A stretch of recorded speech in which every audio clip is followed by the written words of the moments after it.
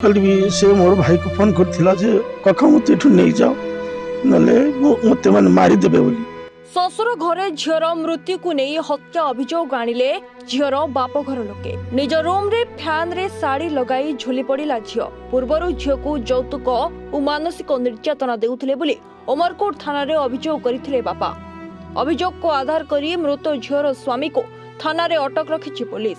तेबे एभली घटना देखिबाको मिलिछि नवरंगपुर जिला उमरकोट डीएनके ठारे।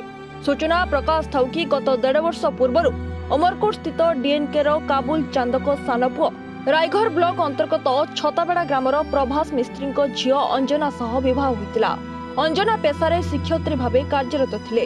बा हेबा 10 दिन परे पुअर परिवार लोके झील को यौतुक निमंते मानसिक निर्यातना देउथुबा कथा झील निज परिवार लोकंकु जणाइतिला।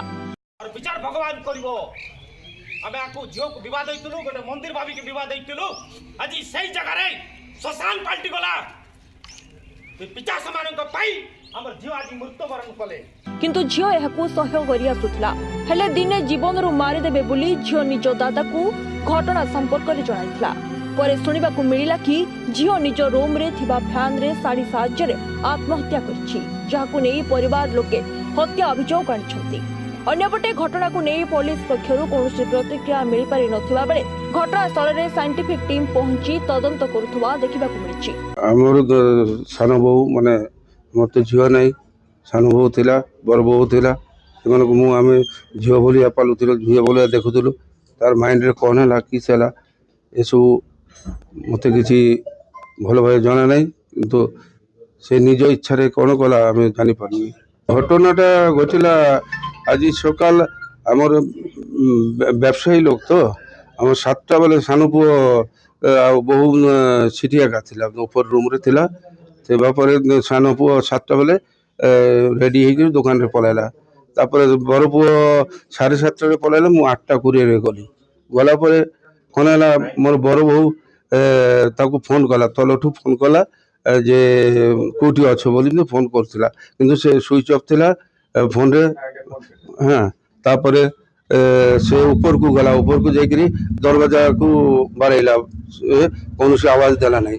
तापर कौन है मोर बड़ पुओ को बड़ बहु फोन कला एमती बेपार से भीतर किसी आवाज आसुनी किसी आसुनी किसी फोन मत रिसीव करूना तुम टे जल्दी आस से दौड़ी कर बड़ पुओ पलै आसला पलै आसिक दरवाजा को आवाज देला से बहुत थर बाड़ेला किसी आवाज आसला नहीं। तापर से निजे धक्का मारी कर से दरवाजा को खोलीदेला पर देखुची से हैंगिंग अच्छी। मोर ना प्रभास कुमार मिस्त्री मो रायघर छताबेड़ार लोक गत 15/7/2024 तारीख दिन मो उमरकोट डीएनके स्थित काबुल चांदक पुओ अनुपम चांद को विवाह देइथिली।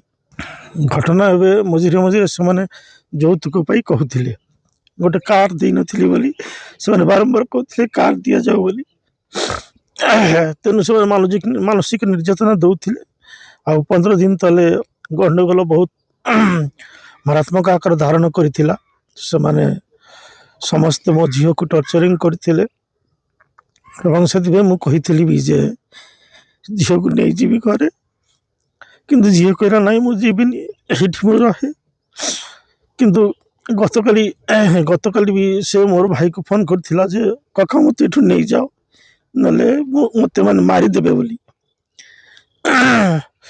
तब मु कहली जे ना आमे जीवानी तांकर भी सम्मान अछि राति रे आमे जीवानी सकाल आमे गोटे कोन कथाबार्ता सब हेबा एई करी गोटे डिसाइड करबा किंतु तापर देखलु राति रे समान समस्त मिसकी मार दैचंती।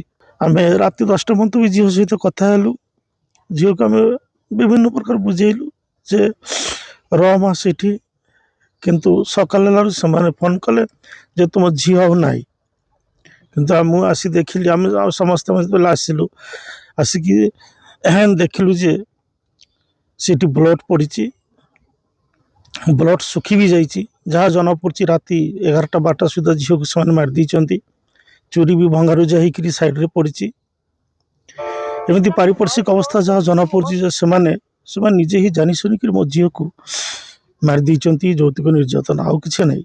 उमरकोट मनोज कुमार नायकों रिपोर्ट रिपोर्टर्स टुडे।